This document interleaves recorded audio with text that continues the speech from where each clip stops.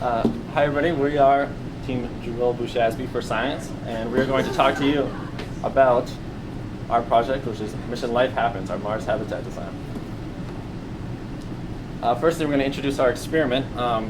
First thing we thought about was how do we actually bring life to Mars, and what happened with Earth's planet is as organisms on ocean surfaces took in carbon dioxide and produced more oxygen, life diversified and produced life. So that's what we're going to do. We're going to have a system set up where we can take in carbon dioxide and feed it to plants so that after we leave, there's an automated system which grows plants, and maybe we raise 1 or 2% of the oxygen around the surface where we land, and it's a measurable thing.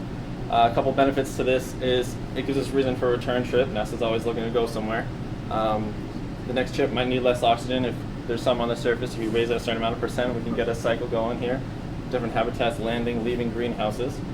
Also, our CO2 intake machines would double as a fire suppressant in case there's an accident in our habitat. Oh. Sabrina Cal, Sabrina Melendez, to the office. I'm going to edit this out, right? Yep. 3, 2, 1, go. Our landing site, we would like to land near the Gale crater, and we can use the big mountain in the middle for radiation or wind protection. Hopefully we can get a spot where we have a pattern of wind, where our little turbines, we'll get into that later, have a specific job to do. And we'd like to find our Curiosity rover can help us find some macromolecules on the surface, and then when we create more oxygen, hopefully we can spur some life there. That's where we're going to start to get things going. So we realized that we didn't have a dome structure, we didn't have a cylindrical structure like most rockets do, so for our entry, descent, and landing process, we need something a little more sophisticated, so we decided, why don't we just make a floor panel and wall panels, and all the wall panels can step into your wall panels, and then the interlocking teeth can all line up, and we put a sealing paste into it, a little bit of insulation, keep the dust out. We also have a double wall structure, which we'll get into with some of our concepts. And the inside walls will be all reflecting, insulating material, which means you don't have to bring up the thickest wall possible. You can bring up a thin wall, and then also something else to put on, so you're kind of constructing your habitat when you get there. So a couple overview and highlights. Our concept was, how do we make the smallest rooms possible? We want to maximize space, but what do we actually want to maximize? So we decided that we can make things like the bedroom and bathroom as narrow as possible, and whatever's room left could be our height. So we ended up with a really small bedroom and a small bathroom, and a very tall ceiling. We gave every room 2 doors so that you have different ways to escape, and there's actually a central hallway that all the rooms connect to, and it has 2 exits just for safety reasons, 2 airlock exits, and we have 1 translucent side and 1 solid side for protecting against radiation and sun that you don't want, and also letting light in so heat and warmth can be concentrated by mirrors to, we have to work less energy towards heating our building. So with our small room design, we decided, how do we maximize room? Part of it is we're going to have our double layers of walls, 12 inches in most places, things like this, and this is a great skeleton already thing. There's a point to this not having walls, it's that you can see. So here we go, you have bedrooms. This is your inner wall, you're going to have an outer wall outside of here, and what happens? Your bed just like flops down like that right out of your thing. So you're storing things in the walls so that they don't have to be in the way. And also the same floor space can be used for 2 things. So where we have our kitchen, we also have an exercise area. So at one time you're eating, and another time you push the cabinet away and you pull out a treadmill from this wall. You use the same wall. We're going to get into those concepts in a little bit, and Nicole is coming. So I did food and water. For food, we, like most groups, are using aeroponics, which is the process of growing plants without soil and with just a mist gently blowing over it with the nutrients in it. And you only need a small amount of water for this. It's not nearly as much as for hydroponics or for like traditionally growing things in soil. The way that we're doing it is in like a filing cabinet type system where it'll be like a stack of drawers, and you pull out the drawers and the plants grow like up and the roots would be underneath with something going through all of them to spray through. The things that we're thinking about growing are potatoes, spinach, and peanuts because they're all really rich in nutrients. Actually, I found out that with potatoes, you're only really missing out on on certain nutrients. Like potatoes are almost perfect in themselves to get everything that you need. With water, we're going to collect humidity from the air so that we don't have to bring as much, and we'll also be be recycling as much water as we can, but someone will get into that later. We'll use the same water recycling system that they use on the International Space because like it's already good. We don't really need to improve on it.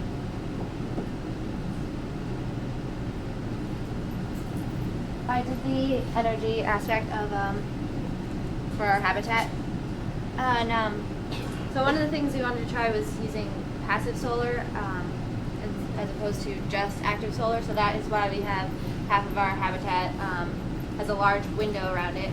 We're also going to have mirrors on the outside of the habitat so the light can reflect and go into the habitat better and at a stronger light. And so during the day we'll be using the passive solar from the window, and we'll also have solar panels on the top of our habitat that'll be absorbing the sunlight during the day, and that energy will be stored so that for any little things that need to be powered during the day, they can power during the day.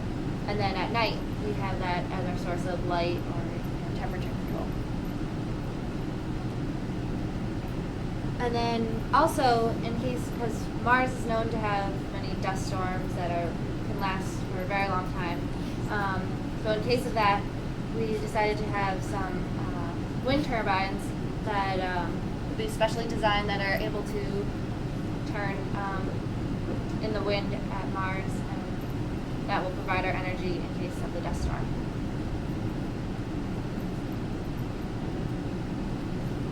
Okay.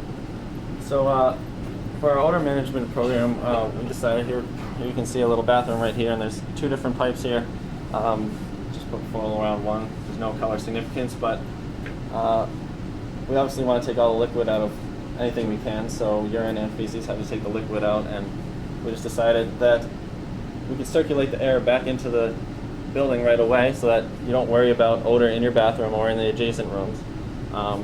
So in your composting toilet, there's maybe a little hand crank filtration system where you turn it and it sucks the air through a filter paper, and the filter paper goes right up to the rest of the habitat, so you can filter your air right there while you're in the bathroom so it doesn't leak out, doesn't get anywhere else. So it would have to be a reusable paper. I was thinking maybe you just shake it out or something. It has probably an adsorption process, which means that there's holes which odors would stick to, so we'd have to engineer the perfect paper for that. But I think that's possible, and if you either scrub it with a dry soap or wash it with some kind of thing that lets it dry out, you could remove the odor and reuse the paper. And then also, for broken parts or little things that need fixing, maybe we have a little 3D printer, has a computer hooked up to it, maybe a scanner or something. I think this is a great idea. The idea would be you toss in a fork and you get out a fork. It's a certain amount of mass. You just go on your CAD printer and type in FORK, enter. You toss in something and it prints out, and it comes out again. So spare bolts, spare parts. I think that's a good idea. So the idea would be you could store it in a wall, but if that room just blows up, you need to bring it to a different room. So I'd say it could be mobile, but maybe this is the same computer they use to text NASA when they're doing something. You're going to need computers up there. Why not just put SolidWorks on it and build some parts? Okay. I did the health portion of our habitat. Muscle atrophy is a big issue when you have extended space travel or living on Mars. Since Mars has less gravity than the Earth, it can alter or decrease protein synthesis rates, which can result in a loss of muscle mass or strength. You could lose an estimated of 15 to 20% of muscle mass without any precautions taken. So you can see here a normal bicep, and then due to muscle atrophy, this is what your bicep would look afterwards. To prevent muscle atrophy, you can push for more resistance training versus aerobic exercise. You can use resistance bands, which can maintain muscle strength, and you can spend 3 to 6 days a week on resistance training.